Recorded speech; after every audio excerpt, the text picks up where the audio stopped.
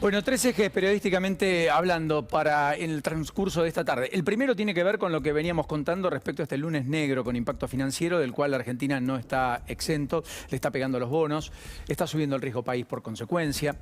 Hay una tendencia a un financiamiento que, frente a la alta volatilidad, huye de mercados emergentes. Se trata de refugiar en el oro, en los bonos del Tesoro norteamericano, a 10 años, en esos que nunca se defaultearon, o en economías que tienen un desacople menor, o incluso frente a la incertidumbre que crean estas economías nuevas en activos de la vieja economía, porque también la pandemia puso un signo de interrogante respecto a la celeridad en la cual el mundo va a ir hacia las decisiones que implicaban desandar caminos como por caso el de los combustibles fósiles para los vehículos. De hecho, en Europa había una promesa para que en 2035 no se fabriquen vehículos con combustibles fósiles, que todos utilicen instrumentos, energía limpia, para cuidar el medio ambiente, teniendo en cuenta que uno de cada 5 o el 20% del impacto sobre el efecto invernadero está dado por los autos a combustión.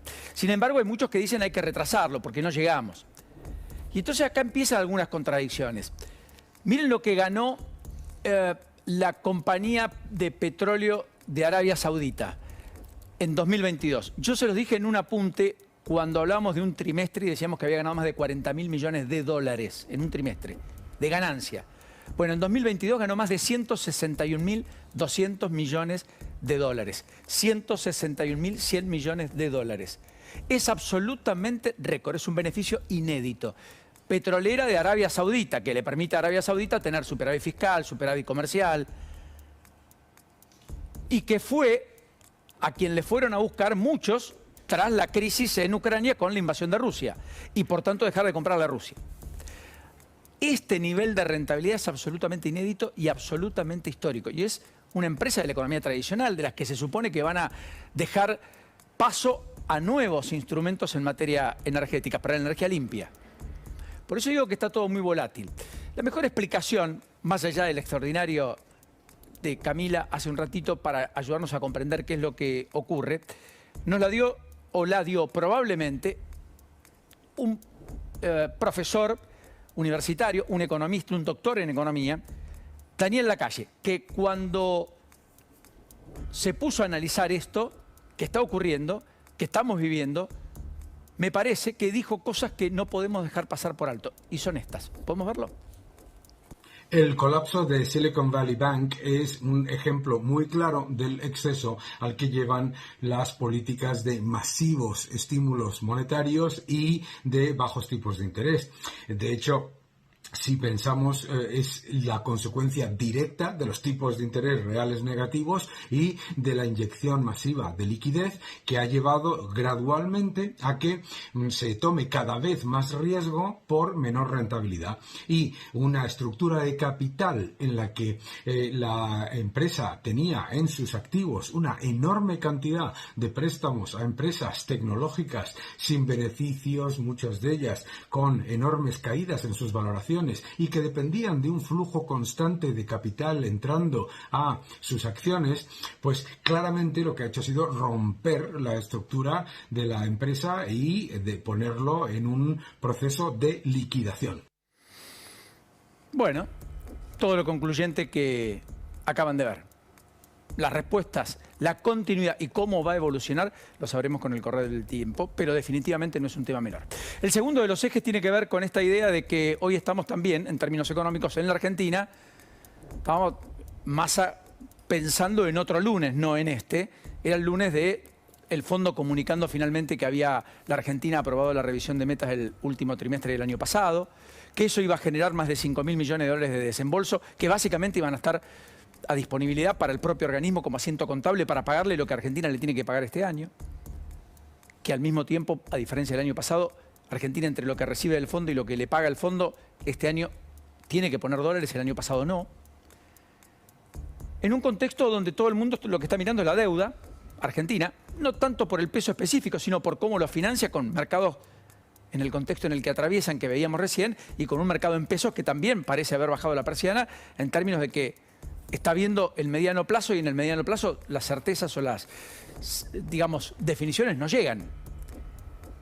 Y en ese contexto aparece un giro a China no menor del propio Sergio Massa, ministro de Economía, que hasta acá era un aliado estratégico de los Estados Unidos, que no quiero dejar pasar por alto. Pero miren el tema deuda, estos gráficos rápidos que explican un poco la necesidad argentina y este viraje de Massa hacia China, no solo ya pensando en Estados Unidos, porque Estados Unidos ya no puede dar más. Puede flexibilizar, de hecho es lo que va a comunicar el fondo hoy, que flexibiliza la meta de reservas, que quizás cambie un poco el programa monetario, quizás haya una flexibilización o un relajamiento en las metas fiscales. Pero plata constante y sonante, como alguien imaginó, más allá de lo acordado, no hay. Y además es deuda que hay que repagar.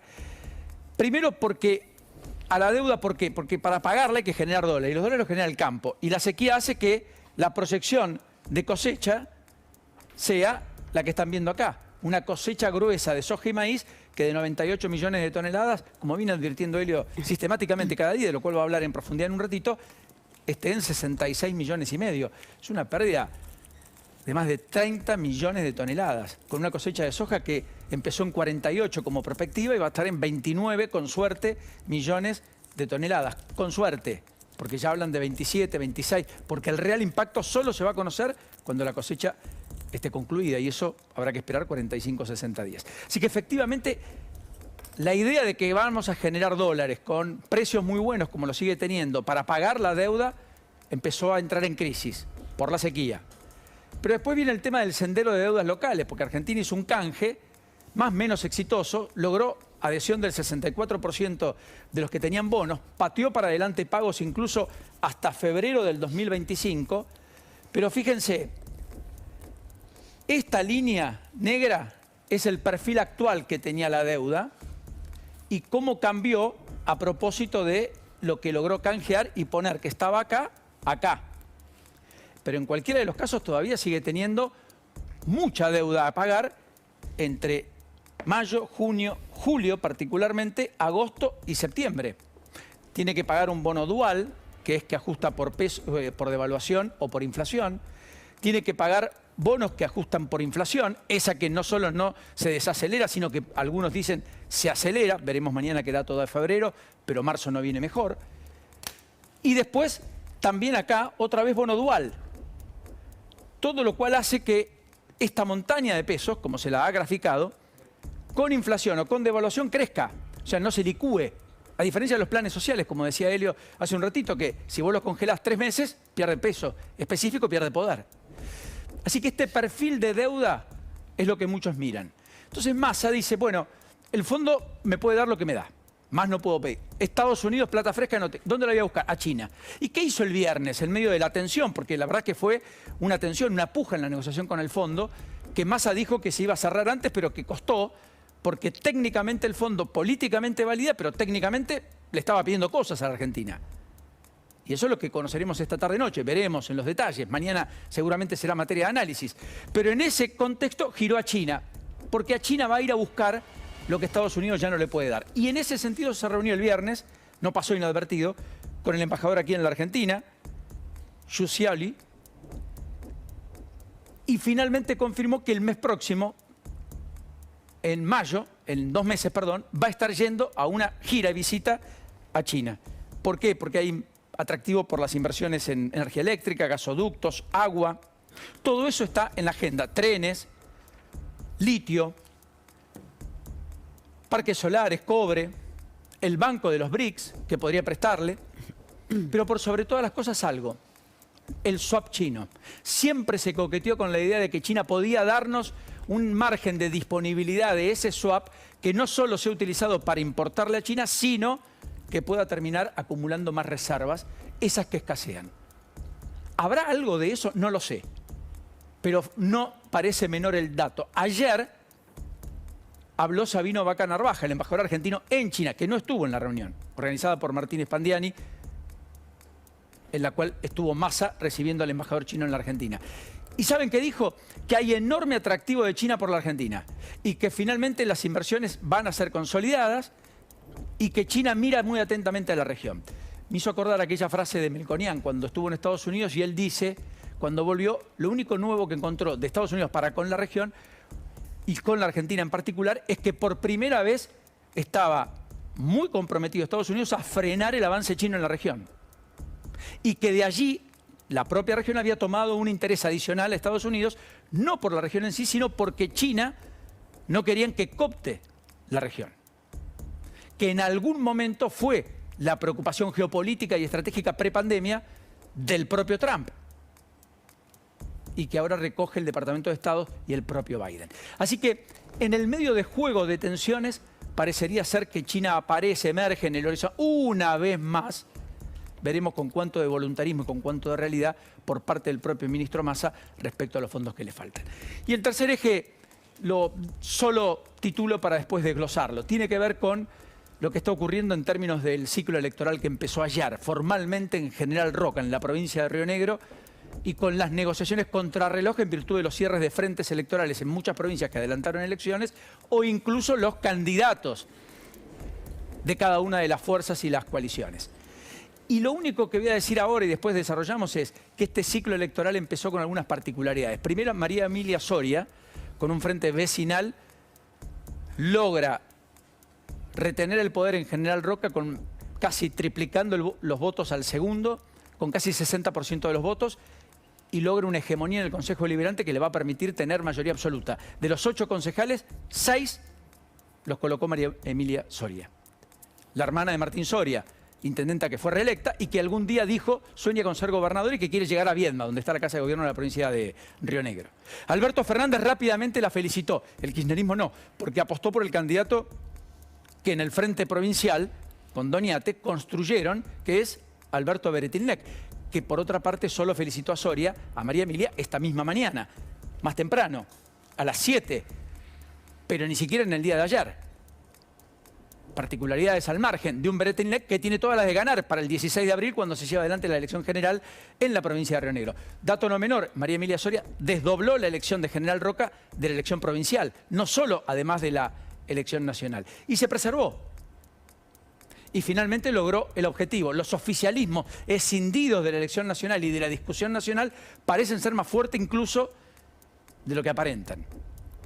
Dato curioso, juntos acá, el PRO particularmente, porque el radicalismo se fue con el acuerdo con Beretilnec, radicalismo que gobernó la provincia en algún momento, que tiene una musculatura política, como la llaman, importante, juntos con el candidato del PRO, un empresario, a quien fue a validar Martín Mura, que es de allí, el actual secretario de Hacienda de la Ciudad de Buenos Aires, y el propio De Angeli, no llegó al 8% de los votos. No llegó al 8% de los votos. Datos que definitivamente muestran que hay una diáspora que más allá de la elección nacional se juega. Y estamos contra el reloj para negociar dentro de Juntos. En 24 horas se sabe si hay 2 o un solo candidato a la gobernación, si es Alfaro y Sánchez o si es Alfaro y no Sánchez, o si es Sánchez y no Alfaro. Alfaro es el candidato más cercano al PRO en todo caso y Sánchez es el radical, diputado nacional. En Tierra del Fuego, donde hay plazo hasta mañana y donde Tito Stefani, diputado nacional del PRO, amenaza con romper finalmente el acuerdo tejido por el presidente del Partido Radical en el lugar, que es senador nacional, y el sobrino del propio Frigerio, que también es diputado nacional de Tierra del Fuego, en una elección que también se adelantó al mes de mayo. Estamos en horas cruciales para resolver el tema Córdoba, que parece que así sí, el acuerdo está al caer con juez candidato a gobernador y eventualmente el propio dirigente radical a la ciudad de Córdoba capital. Así que yo entiendo que acá estamos frente a un escenario de definiciones con riesgos y el ciclo electoral que comenzó ayer, la postal de General Roca, donde votaron más de 65.000 personas, muestra que la diáspora no es inocua y que los riesgos están latentes. Y como se procesen esas internas, va a determinar en buena medida los resultados electorales.